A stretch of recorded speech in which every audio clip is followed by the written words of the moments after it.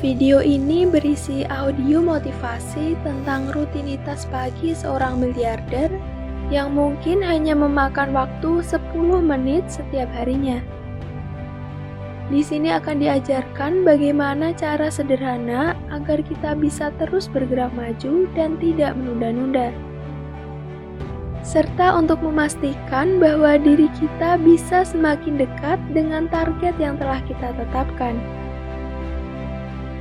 Bagaimana kita memulai di pagi hari akan menentukan jalannya sepanjang hari. Banyak di antara kita yang terlalu fokus pada apa yang harus dilakukan. Bagaimana aku bisa menyelesaikan pekerjaan, lalu kita sibuk dan semakin sibuk. Dan mungkin berpikir bahwa menjadi produktif, menjadi bahagia, dan bisa mengontrol kehidupan tidak ada hubungannya dengan apa yang dilakukan saat bangun tidur. Faktanya, itu semua berkaitan dengan bagaimana kamu bangun tidur. Rutinitas penyegaran pagi hari itu adalah sesuatu yang harus dilakukan, karena jika tidak, seluruh harimu bisa berantakan. Jika kamu tidak punya rutinitas pagi, kamu akan telat bangun. Kamu akan bangun dengan perasaan stres, dan kamu akan bangun lalu membuat kesalahan yang mana hal tersebut akan masuk ke otakmu dan merampas prioritasmu sebelum kamu mengutamakan dirimu sendiri. Sudah banyak penelitian yang membicarakan tentang dahsyatnya rutinitas pagi hari. Jika kamu adalah orang yang harus segera mempersiapkan banyak hal di pagi hari, dan bahkan mungkin hampir tidak ada waktu luang segera setelah kamu bangun, maka 10 menit saja sudah cukup untuk kamu prioritaskan sebagai rutinitas pagi. Tapi tentu saja jika kamu punya waktu lebih, kamu bisa meluangkan lebih banyak waktu, bisa 30 menit hingga 1 jam, disesuaikan dengan ketersediaan waktu yang kamu miliki. Di sini akan diajarkan langkah demi langkah tentang ilmu rutinitas pagi yang akan merubah hidupmu. Dan silahkan sesuaikan dengan kehidupanmu saat ini, serta pastikan bahwa kamu benar-benar melakukannya setiap pagi. Salah satu contoh nyata dari manfaat rutinitas pagi adalah impian seseorang tentang membuka restoran, tapi terlalu takut untuk memulainya. Beberapa di antara kita pasti memiliki impian selain apa yang sudah kita kerjakan. Dan ini tidak hanya tentang restoran, bisa saja ingin memiliki bisnis sendiri, membangun startup, dan banyak lagi. Kita mungkin tahu bahwa kita punya potensi untuk mewujudkannya, tapi kadang rasanya sulit untuk benar-benar memulainya. Impian yang terlalu besar kadang membuat kita malas untuk memulai. Karena melihat kondisi sekarang dan memikirkan bagaimana cara mewujudkannya, rasanya seperti kita tidak tahu harus mulai dari mana dan bagaimana. Jadi ini adalah hal yang akan kita lakukan. Pertama, kita mulai dengan menyusutkannya. Kita jangan berpikir tentang membuka restoran dulu, karena itu akan terjadi 1 tahun dari sekarang. Hal yang perlu kita pikirkan sekarang adalah menyusutkan atau memperkecil cara berpikir kita. Daripada memikirkan tentang membuka sebuah restoran, mulailah untuk mencari tahu tentang cara membuka restoran. Mulailah berpikir tentang belajar mempersiapkan pembukaan restoran. Mengubah pemikiran dari aku akan membuka restoran menjadi aku akan belajar cara membuka restoran sudah merubah bagaimana perasaanmu saat ini. Kalimat aku akan membuka restoran terasa sangat besar dan sulit untuk diraih. Jadi jangan pikirkan tentang membangun dan membuka restoran, tapi mulailah berpikir tentang belajar dan riset tentang cara membuka restoran. Mulai dari sini, tekanan berat yang ada di benak kita akan mulai memudar. Bahkan kamu mungkin berpikir bahwa itu adalah hal yang bisa dilakukan mulai hari ini. mengubah cara berpikir dari membangun sesuatu menjadi mempelajari sesuatu, membuat kita lebih semangat untuk benar-benar memulainya. Jadi buatlah dirimu saat ini ada di tahap belajar dan riset tentang ide membuka restoran. Lalu hal kedua yang perlu dilakukan adalah fokus untuk belajar dan riset tentang membuka restoran atau bisnis apapun yang kamu inginkan.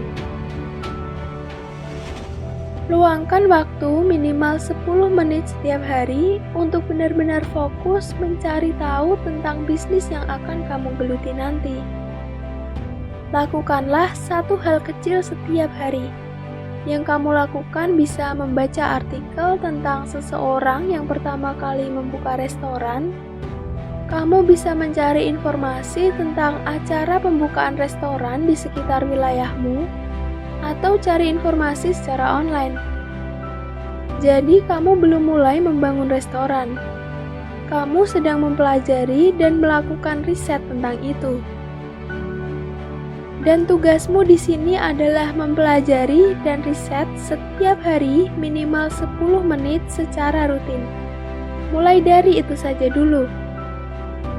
Karena faktanya, jika kamu bisa mulai melakukannya dan benar-benar belajar selama 10 hingga 15 menit setiap harinya, kamu akan merasakan momentum. Kamu merasa seperti sedang mengerjakannya. Kamu akan bertemu dengan orang-orang yang juga tertarik dengan bisnismu. Kamu akan mempelajari hal-hal lain yang perlu dipelajari, dan dari situ kamu akan segera menguasai seni untuk memulainya.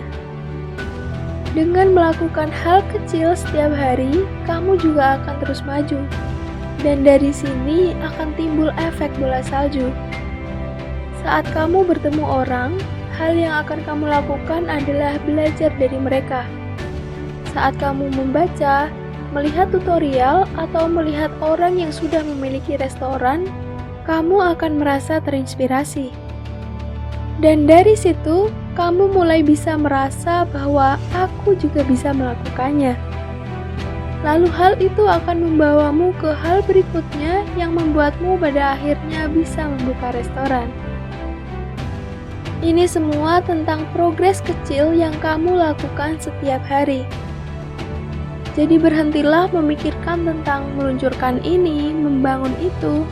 Mulailah dengan membuatnya kecil. Lalu luangkan waktu 10 hingga 15 menit setiap hari di mana kamu adalah seorang murid yang belajar dan membuat buku catatan.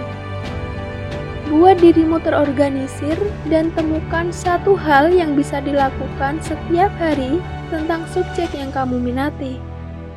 Dan percayalah, itu semua akan terwujud hanya dengan melakukan dua hal itu. Dalam prakteknya, akan muncul alasan untuk tidak melakukan apa yang seharusnya kamu lakukan secara rutin. Karenanya, kamu harus bermimpi. Kamu harus memvisualisasikannya. Memimpikannya adalah hal yang mudah, tapi sulit untuk mewujudkannya.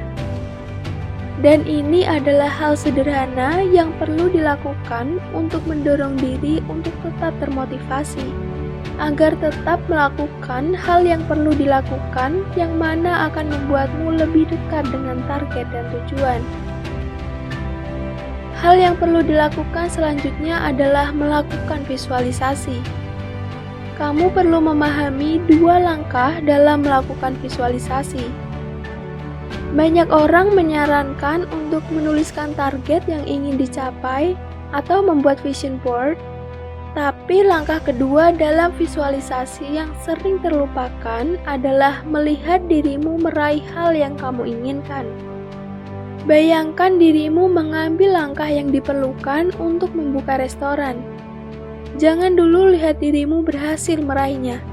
Bayangkan dulu prosesnya saat kamu sedang berjuang mewujudkannya. Menurut hasil penelitian UCLA, inilah yang akan membuat visualisasi bekerja.